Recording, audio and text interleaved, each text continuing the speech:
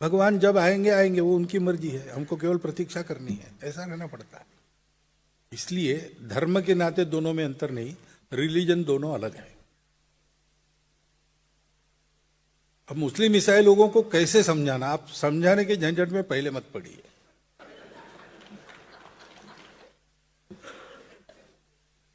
दोस्ती हो जाने दीजिए, आपका विश्वास उन पर, उनका विश्वास आप पर।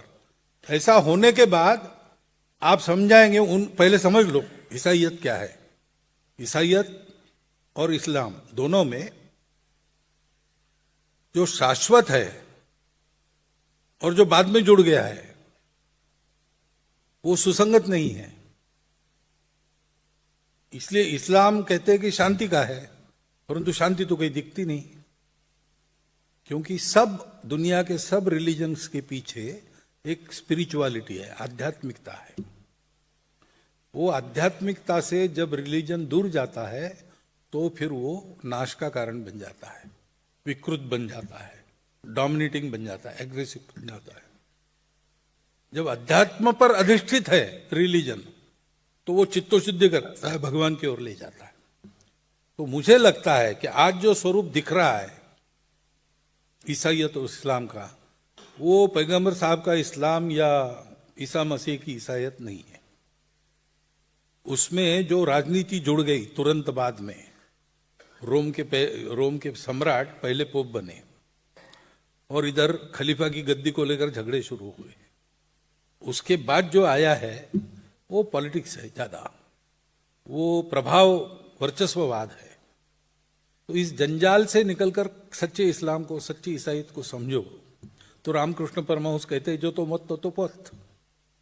पहले आप ये समझो, दोस्ती करो, उसके बाद उनको बताओ कि भाई धर्म सबका एक है, मानव धर्म है, वो सनातन है, और आजकल उसी को हिंदू धर्म कहते हैं। तो बदलना कुछ नहीं है, सच्चे धर्म पर आना है। इस्लाम छोड़ने की, ईसाईयत छोड़ने की जरूरत नहीं, सच्चे ईसाईयत इस्लाम पर आओ। वो तुम करोगे तो ये सब झंझट चली जाएगी तुम्हारे मन से।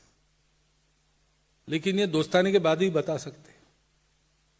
तो पहले आप दोस्ती करो, दोस्ती के लायक उनको बनने दो, हम बने, बाद में ये बात हो सकती है। और पहले पहले बात मानना दुनिया में रिवाज है।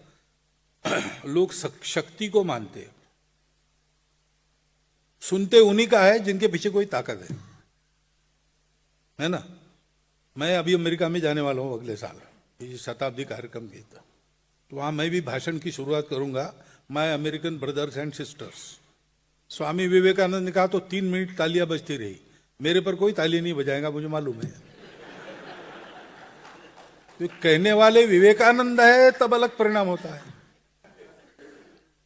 तो हिंदू को सबके अपनेपन की और शांति की बात कहनी है, लेकिन दुनिया पहले हाथ में डंडा है कि नहीं ये देखती है।